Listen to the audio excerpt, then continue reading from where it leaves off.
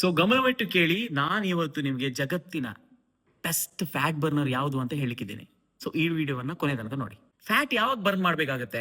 ಯಾವಾಗ ನಾವು ಜಾಸ್ತಿ ತಿಂತೀವಿ, ಆ ಜಾಸ್ತಿ ತಿಂದದೆಲ್ಲವೂ ಹೋಗಿ ಫ್ಯಾಟ್ ರೂಪದಲ್ಲಿ ಬಾಡಿಯಲ್ಲಿ ಸ್ಟೋರ್ ಆಗಿಬಿಡುತ್ತೆ. ಸೊ ಈ ಸ್ಟೋರ್ಡ್ ಫ್ಯಾಟ್ ಏನಾಗುತ್ತೆ, ಇದನ್ನ ನಾವು ಬರ್ನ್ ಮಾಡ್ಬೇಕಾಗುತ್ತೆ. ಇದಕ್ಕೇನು ಉಪಾಯ ಇದೆ? ಎಕ್ಸರ್ಸೈಸ್ ಮಾಡಬಹುದು. ಎಕ್ಸರ್ಸೈಸ್ ಮಾಡೋ ಮೂಲಕ ನೀವು ಫ್ಯಾಟ್ ಬರ್ನ್ ಮಾಡಬಹುದು. ಕ್ಯಾಲರಿ ಡೆಫಿಸಿಟ್ ಮಾಡಬಹುದು. ಕ್ಯಾಲರಿ ಡೆಫಿಸಿಟ್ ಮಾಡೋ ಮೂಲಕನೂ ಕೂಡ ನೀವು ಫ್ಯಾಟ್ ಬರ್ನ್ ಮಾಡಬಹುದು. ಬಟ್ ನಾನು ನಿಮ್ಗೆ ಒಂದು ದಿ ಬೆಸ್ಟ್ ಸೊಲ್ಯೂಷನ್ ಹೇಳಿದ್ದೀನಿ. ಈ ಸೊಲ್ಯೂಷನ್ ನಲ್ಲಿ ಏನಂತ ಹೇಳಿದ್ರೆ, ಫ್ಯಾಟ್ ಸ್ಟೋರೇ ಆಗಲ್ಲ, ಸ್ಟೋರೇಜೇ ಆಗಲ್ಲ. ಆ ಬೆಸ್ಟ್ ಸೊಲ್ಯೂಷನ್ ಯಾವ್ದು ಗೊತ್ತಾ? ಆ ಬೆಸ್ಟ್ ಸೊಲ್ಯೂಷನ್ ಯಾವ್ದು ಅಂತ ಹೇಳಿದ್ರೆ, ಬೆಸ್ಟ್ ಸೊಲ್ಯೂಷನ್ ಯಾವ್ದು ಗೊತ್ತಾ? ಇದೇ ಬೆಸ್ಟ್ ಸೊಲ್ಯೂಷನ್. ನೀರು. Water is the best fat burner in the whole world. ಯಾಕೆ ಇದು best?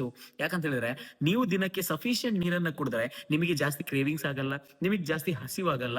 So sufficient 3 to 3.5 litres of water ನೀವು ಕನ್ಸ್ಯೂಮ್ ಮಾಡಿದ್ರೆ ಅಂತ ಹೇಳಿದ್ರೆ, ಫ್ಯಾಟ್ ಸ್ಟೋರೇಜ್ ಆಗೋ ಸೀನೇ ಇಲ್ಲ. ಫ್ಯಾಟ್ ಸ್ಟೋರೇಜ್ ಆಗಿಲ್ಲ ಅಂತ ಹೇಳಿದ್ರೆ ಫ್ಯಾಟ್ ಬರ್ನರ್ ನ ಯೂಸ್ ಇದೆಯಾ?